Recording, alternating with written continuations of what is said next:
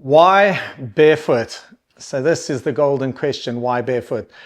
So when explaining barefoot, I think there's a few things that you can start off with, and these are facts and evidence-based research that's come out. So 95% of people are born with healthy feet. 77% of them now have foot issues. That's pretty crazy, 77%. Another one is 80% of all runners get injured. 80%. Think about this. Running is our evolutionary heritage. We are born to run. Read the book if you haven't, by the way. So barefoot running is where the whole movement started. And this was a 3-year research that happened in Harvard by a guy called Dan Lieberman. But without getting into too much detail on that, we're the only species on the planet that gets injured doing a natural movement, and it's 80%. So it's a really large percentage. You don't have a dog going, can't go for a walk today, Fred, my knee's sore, my hamstring's gone, or bird can't go fly, right? Humans are the only one, and it's a really, really broken area. So 80% of your customers who run will be injured.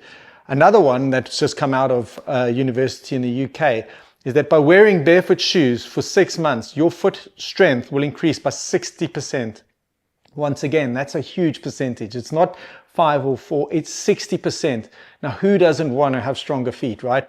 Performance, longevity, young or old, you would want strong feet. And in just 6 months, by wearing Vivos, 60%. So these are great facts that will really make you understand why you should be barefoot.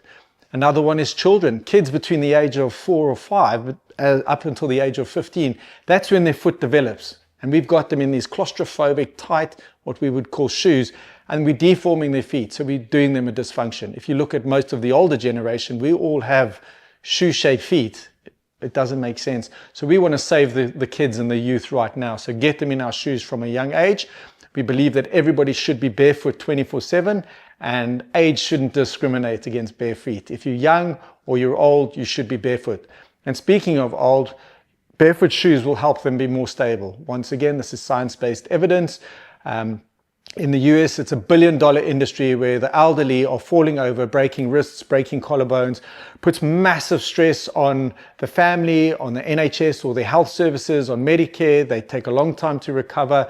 And they did a survey where people got in the elderly in barefoot shoes and they stopped falling over by 92%. So they took a survey of 3,000 elderly people, put them in barefoot shoes, and they just stopped falling over. So there's just a few reasons why you could be in barefoot shoes, or why barefoot. And then we'll get into a few little points as to why it should be barefoot. So we can look at these shoes here. This will explain why barefoot. They clearly don't look the same. So there's a few things we'll look at when we make a barefoot shoe. So the first thing is we like to make it wide, what we call fit. The other one is we like to make it thin, which we call feel. And the other one is we like to make it flexible, which we call flex. So fit, feel, and flex. Now, the reason that you want to make it wide in the beginning is quite simple.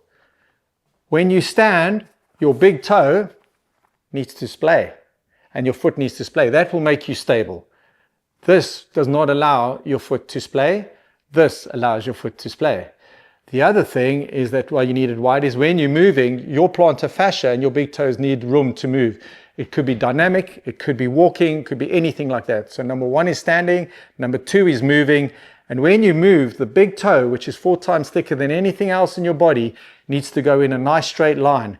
That's not going in a straight line. That big toe cannot go in the direction that it's supposed to go. It's supposed to go in a nice straight movement like that. And that's why you have people start walking with their feet out wide, onset of bunions and all those other issues. Remember, I said 77% of people have foot issues today. So that is why we make our shoes wide and the shape of your foot. The next one we make it is feel. So that's why we make the sole nice and thin.